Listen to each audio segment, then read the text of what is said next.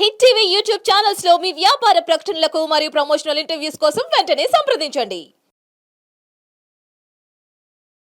ఒకవేళ self acquired property అనుకోండి, అతను ఎవరికి రాయకపోతే ఆటోమేటిక్గా ఈవిడికి వెళ్తుంది.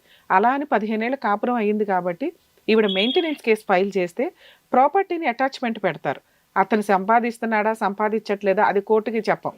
అతను అడిక్ట్, పని చేసుకుంటున్నాడు. ఆల్రెడీ తను చెప్తుంది బాత్రూమ్లన్నా క్లీన్ చేస్తాడండి, వెళ్తాడు ఆ రోజు తాగుడికి కావాల్సింది అతని వరకు అతను సంపాదించుకుంటున్నాడు, ఇలాగే నడిపిస్తున్నాడు తప్ప అరే భార్య ఎట్లాగా అమ్మాయికి నేనేం చేయాలి, నన్ను నమ్ముకొని ఒక అమ్మాయి ఉంది అన్న జ్ఞానం అతనికైతే లేదు, ఉండదు కూడా మేబీ అతనుకున్న ఎడిక్షన్ వల్ల.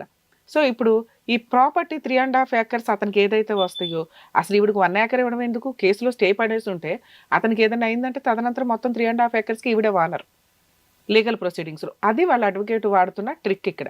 అది బెటర్ ఆప్షన్. ఎందుకంటే అమ్మాయి ఆల్రెడీ అప్పులు తీర్చింది, 15 ఏళ్ళ నుంచి భర్త కావాలనుకుంటుంది, అతను మారట్లేదు, అతను ఎక్కడో తాగిపడి ఉంటున్నాడు. వస్తే చూసుకుంటాననే వాళ్ళ ఊరే వెళ్ళి అక్కడే ఒక ఇల్లు రెంట్కి తీసుకొని ఉంటుంది. పోనీ ఈవిడేమన్నా బయట అమ్మాయా, సొంత అక్క కూతురు, అందరికి కూతురు కిందే లెక్క. ఏది పిన్నులకి పెద్దమ్మలకి, మేనమామలు ఇద్దరిక మేనకోడలు, వీళ్ళ అన్నయ్యలకి వీళ్ళ హస్బెండ్ వాళ్ళ అన్నయ్యలకి. ఈ పిల్లకి ఇదే అమ్మాయి బయట సంబంధం ఇచ్చుంటే ఈ 10 మంది కుటుంబాలు నుంచొని అవతలోడు తోలు తీసేవాళ్ళు. కానీ ఇక్కడ ఏమైపోయిందంటే ఈ అమ్మాయి వీళ్ళంతా ఒకటే అవ్వడం వల్ల వీళ్ళే తనుకుంటున్నారు. సొంత చుట్టరికాలు డ్యామేజ్ అయిపోతున్న సందర్భాలు. ఇందులో వీళ్ళ నాన్నగారు కూడా చనిపోయారు.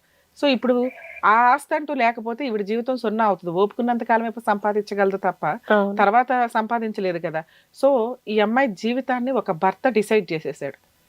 అదే పిల్లలు ఉండుంటే అమ్మాయి ఈ రోజు పార్టీషన్ సూట్ వేసుకునేది, యాన్సిస్టర్ ప్రాపర్టీ కాబట్టి పిల్లలకు వచ్చేది. ఈవిడ పార్టీషన్ సూట్ వేయొచ్చు అంటే వేయడం కుదరదు. అతను సెల్ఫ్ ఎక్వైర్డ్ మీద వేయడానికి కుదురుతుంది కానీ యాన్సిస్టర్స్ మీద వేయడానికి కుదరదు. సో ఇప్పుడు ఈవిడ చేయగలిగే పని ఏంటంటే ముందు అర్జెంటుగా మెయింటెనెన్స్ కేసు వేయాలి. అతను ఆ రేంజ్లో సంపాదిస్తాడా సంపాదించడా అనేది పక్కన పెడితే మెయింటెనెన్స్ 498 కేసులు అయితే ఫైల్ చేయాలి. అతన్ని ఎవడో పట్టుకొచ్చి ఇక్కడ అరెస్టు చేయరు, ప్రొసీడింగ్స్ నడిపించరు. పోనీ వీళ్ళందరి మీద వేద్దామా అంటే ఆవిడ ఆల్రెడీ వాళ్ళ అడ్వకేట్ కాస్త ఎవిడెన్స్లు ఏమన్నా ప్రాపర్గా ఉంటే ఎవరైతే ఓవర్ ఇన్వాల్వ్మెంట్ అవుతున్నారో అతని తరపున వాళ్ళ మీద కేసులు ఫైల్ చేయడానికి ఉంది. వాళ్ళంతా ఏమనుకుంటున్నారంటే ఇన్ కేసు అతని పేరు మీద 3.5 acres రాయించి ఓ 5 లక్షలు 10 లక్షలు వాడికి ఇచ్చేసి ప్రామిసరీ నోటో గిఫ్ట్ డీడ్లో లేదా అప్పు తీసుకున్నామని మార్టిగేజ్ చేయించుకోవడము, ఇలాంటి అవకాశాలు ఎక్కువ ఉన్నాయి.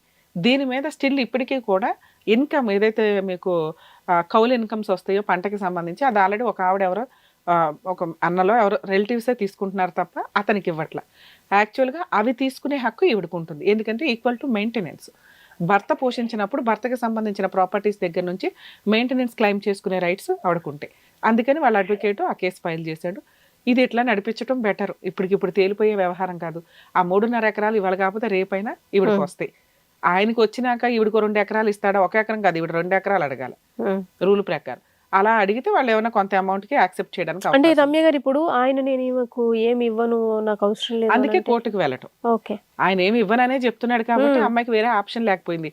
ముందు మనిషి దొరకట్లా, కాపురానికి వస్తాడా అంటే అక్కడెక్కడో ఉన్నాడు, రావట్లా. రప్పించడానికి ఎవడైనా పెద్ద మనుషులు ఉన్నారంటే ఎవడో మాట్లాడట్లా, మాకేం సంబంధం లేదు మీరు చావండి అన్నట్లు ఉన్నారు. సో ఎవడో సపోర్ట్ చేయట్లేదు కాబట్టి వీటి లీగల్ సపోర్ట్ తీసుకోవాల్సింది. అమ్మ చంద్రిక ఒకసారి వినండి అమ్మా, మీరు మీ అడ్వకేట్ ఏదైతే ప్రొసీడ్ అవుతున్నారో అది ప్రాపర్ వేలోనే ఉన్నట్లు లెక్కమ్మా. మీరు సెటిల్మెంట్ కి కూర్చుంటే 1 ఎకరం కాదమ్మా అడగాల్సింది 2 ఎకరాలు. ఎందుకంటే మీరు 15 ఏళ్ల మ్యారిటల్ రిలేషను, అదేమి అతను కష్టపడి సంపాదించింది కాదు, వారసత్వపు ఆస్తి. సో ఇందులో నువ్వు కూడా వన్ ఆఫ్ ద వారసురాలువే ఒక రకంగా చూస్తే, ఎందుకంటే నువ్వు మేనకోడలివి. అర్థమవుతుందా? నెక్స్ట్ 15 ఏళ్ల కాపురంలో ఎటువంటి బాధ్యతలు తీసుకొని వ్యక్తి నువ్వు మెయింటెనెన్స్ పిటిషన్ ఫైల్ చేసినాక ఈ ప్రాపర్టీని అటాచ్మెంట్ చేసుకుంటే దాని మీద వచ్చే కౌలు అమౌంట్లు కానీ ఇన్కమ్ కానీ నీకు ఇవ్వడానికి అవకాశం ఉంది కోర్టు వాళ్ళు. అలాగే ప్రాపర్టీలో షేర్ కూడా ఇస్తారమ్మా. మీరు domestic violence case, maintenance case, 498 case ఒకటి పోలీస్ స్టేషన్ కంప్లైంట్ అమ్మా, అదొకటి వేసి ఉంచండి.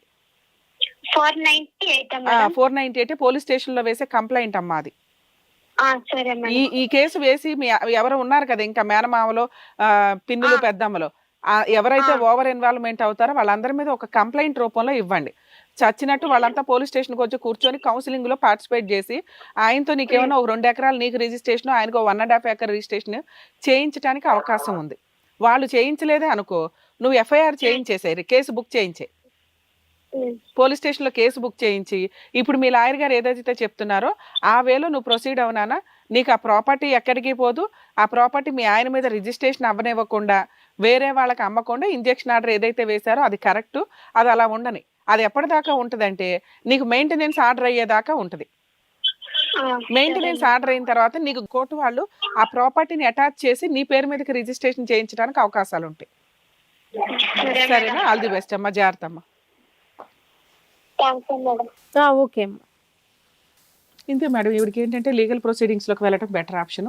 Marital relation below 5 years 3 years ఉండి ఏ రీజన్ లేకుండా విడిపోవడం వేరు. ఈవిడ ఆల్రెడీ భర్త కావాలనుకుంటుంది, నిలబెట్టుకోవడానికి చాలా ప్రయత్నాలు చేసింది. నెక్స్ట్ వీళ్ళంతా ఒకే రిలేషన్కి సంబంధించిన వ్యక్తులు కాబట్టి ఆ ప్రాపర్టీ మీద ఈవిడికి రైట్స్ ఎక్కువ ఉంటాయి. ఇప్పుడు రమ్య గారు వాళ్ళ హస్బెండ్ వీళ్ళ ఫ్యామిలీ మెంబర్స్ అంతా కలిసి నేను అంటే అడిగినప్పుడల్లా ఇంత ఇచ్చాము, ఆ 3 ఎకరాలకు సంబంధించిన అమౌంట్ అంతా మేమే ఇచ్చాము, మళ్ళీ ఇంకెక్కడి నుంచి అది వస్తుందంటే ఆల్రెడీ ఎట్లా అసలు? చెప్పాను, ఖచ్చితంగా అదే నడుస్తుంది వీళ్ళ కేసులో డిస్ప్యూట్. అందుకే ఇప్పుడు ముందుగా కేసులు ఫైల్ చేస్తుంటే అవి ఎంతవరకు నిజం, ఓకే తాగుబోతుకి ఎందుకు ఇచ్చారు, అలాంటి ఇచ్చిన వ్యక్తిని ఫ్యామిలీ మెంబర్స్ పర్మిషన్ లేకుండా ఎట్లా ఇచ్చారు, ఓకే వైఫ్ వైఫ్ పర్మిషన్ తల్లిదండ్రుల పర్మిషన్ ఏవో ఒకటి ఉండాలి. అలా బ్యాడ్ హ్యాబిట్స్ అలవాటు ఉన్న వ్యక్తులకి అప్పులు ఇస్తే వాళ్ళే లాస్ అవ్వాలండి అని అందుకే నేను ఇందాక అంతే ఎక్స్ప్లెనేషన్ ఇచ్చాను. ఓకే రమ్య గారు, థ్యాంక్ యూ. Thank you.